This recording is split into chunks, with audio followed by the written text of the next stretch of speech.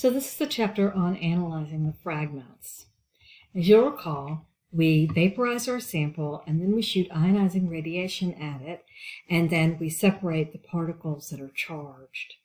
So it's generally not possible to determine an entire structure based just on mass spec, but we can get some good ideas.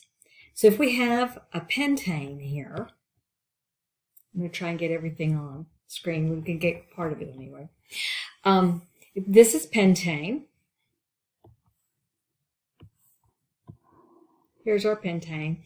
It can be broken here, and that will give us this fragment, which is a molar mass minus 15. The methyl, whoops, let's do the green. The methyl group here has a mass of 15. The carbon is 12, and then the 3 hydrogens. Okay. The ethyl group here has a mass of 29. So you see the particle that is left is described as the molar mass minus 29. And we can look down here on our chart, on our display, and this of course is the molar mass of pentane at 72. At 72 minus 15 we get this.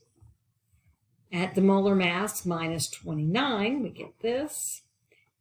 And so each time we're losing another carbon, and that's just a methyl group by itself with a mass of 15.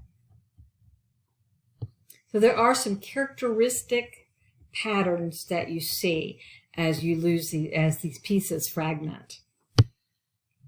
It's important to note that when you treat alcohols, no molecular peak is observed. Alcohols dehydrate and produce water, which has a molar mass of 18, of course. So here is an alcohol. It's got an OH here.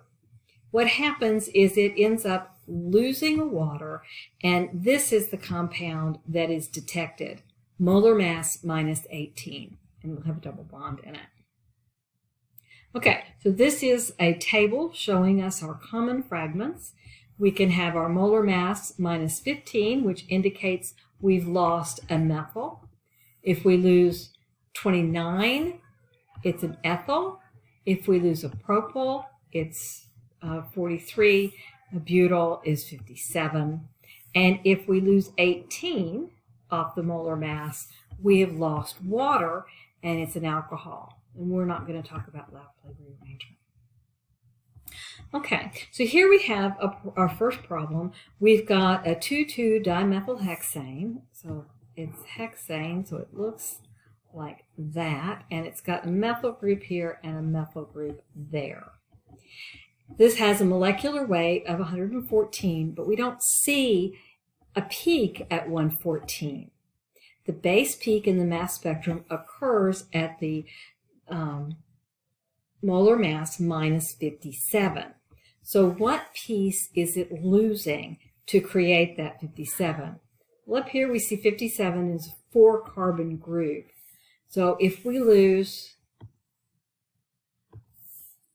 here 2, 3, 4, why don't we break it right there? That will give us a very stable carbocation. This is the answer to the next question. It makes it a very stable carbocation, and so that's why that fragment is detected. Now, you don't get a molecular weight minus 15 because that would give us a different structure. And we're not going to go into it, but you have a radical intermediate to get that. So let's look at the expected base peak in the spectrum of 2,2,3-trimethylbutane. So here we've got butane. and it's a 2, 2, and the base peak here is we're going to get a division right there, and you're going to end up with a very stable carbocation again.